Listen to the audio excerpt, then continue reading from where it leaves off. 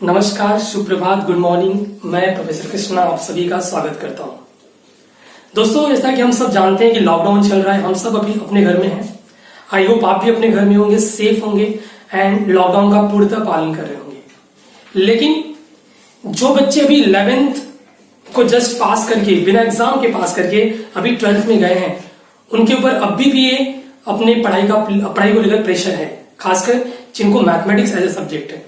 तो हम अपने चैनल में उन्हीं टॉपिक को डिस्कस करेंगे जो मैथ्स से रिलेटेड रहेंगे, और इस लॉकडाउन में हम आपकी पूरी हेल्प करेंगे कि कैसे आप अपना मैथ्स डेवलप करें, खासकर 12th साइंस और कॉमर्स दोनों के लिए। इस पहले वीडियो में हम आपके लिए लेकर आए हैं कि अभी जो सिलेबस चेंज हुआ है महाराष्ट्र बोर्ड का, उन्होंने क्या क्या चेंजेस किए हैं, क्या नया डाला है और क्या पुराना रखा है, हम इसके बारे में डिस्कस करेंगे। लेकिन उससे पहले हम लिस्ट करते हैं कि कितने टॉपिक अभी हमारे पास है। तो आइए देखते हैं यहाँ पे।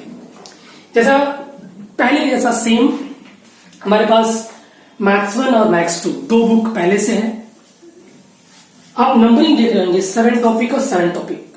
पहले इक्वल नहीं होता था, पहले 9 टॉपिक 8 टॉपिक ऐसा होता था, लेकिन अभी दोनों इक्वल हो गए हैं।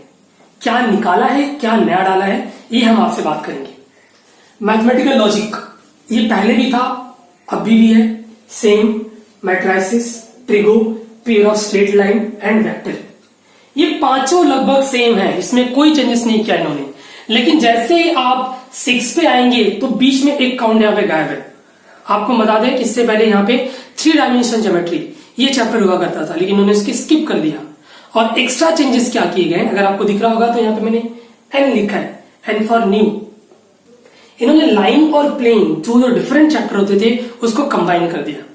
ये बोर्ड की बड़ी अच्छी सोच है। आपको बता दें, जब हम बहुत सारे लाइन को मिलाते हैं तो हमारा प्लेन फॉर्म होता है, तो ये कंबाइन करने के पीछे उनका शायद यही मेन मोटो है कि कैसे हम लाइन वाले कॉन्सेप्ट को एक्सटेंड करके प्लेन तक लेके जाए, and at the end LPP जैसा वैसा। अगर आपको इसकी एडवांस स्टडी करनी है तो आर डी शर्मा की बड़ी अच्छी बुक है, आप किसी भी टॉपिक के लिए आप रेफर कर सकते हैं, कोई टेंशन नहीं। इसके अलावा आप एनसीईआरटी की 12th को भी रेफर कर सकते हैं। हम आते हैं नेक्स्ट 2 में।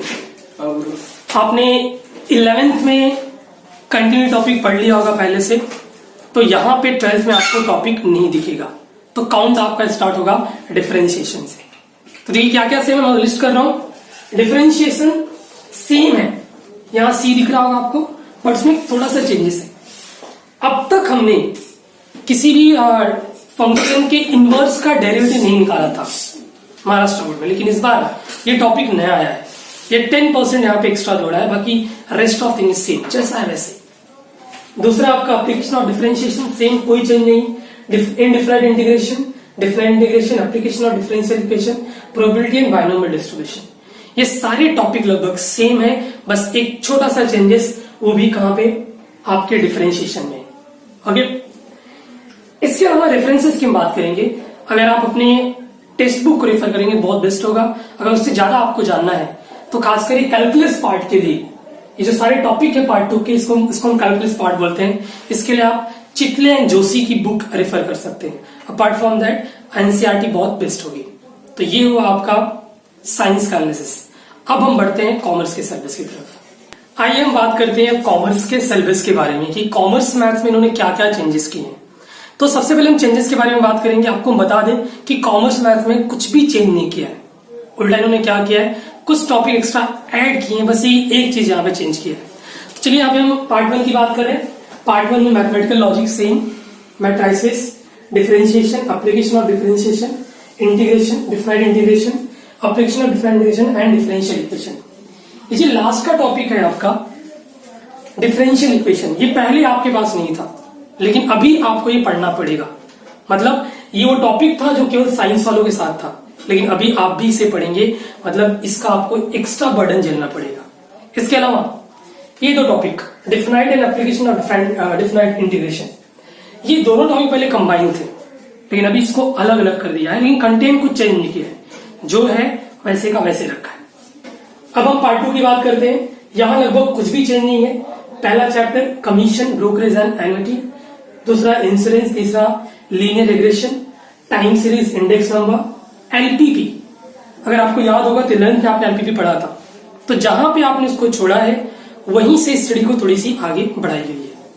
पहले कैसा था, एलपीपी आपको थोड़ा बड़ा था, जो भी आपने 11th में पढ़ा पहले वो 11th में नहीं था, वो पूरा 12th में था।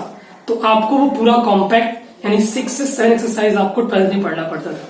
लेकिन आपने पहले से 4 एक्सरसाइज 11th में पढ़ लिया है, तो 12th में केवल आपको 2 एक्सरसाइज पढ़ना पड़ेगा। उसके अलावा असाइनमेंट एंड सीक्वेंसी के पूरा नया आपके लिए और बहुत ही सिंपल है। एंड लास्ट प्रोबेबिलिटी, ये भी आपके लिए नया है। 11th में आपने प्रोबेबिलिटी पढ़ा है, ये उससे टोटली डिफरेंट है। तो यहां हमने देखा कि 12th science and 12th commerce में क्या चेंजेस हुए हैं, लेकिन आपको बता दें कि केवल 10 to 20% चेंज हुए हैं। मतलब अगर आपके पास पुरानी बुक है 12th की, तो उससे आप अपनी स्टडी स्टार्ट कर सकते हैं। और ये हमारा प्रॉमिस है आपसे कि जब तक लॉकडाउन चल रहा है हम आपको मैथ्स के ऐसे टॉपिक जो कॉमर्स और साइंस दोनों के लिए कॉमन है वो हम फुल्ली प्रोवाइड करते रहेंगे। बस इसमें आपका सहयोग चाहिए, आपका योगदान चाहिए। Thank you very much.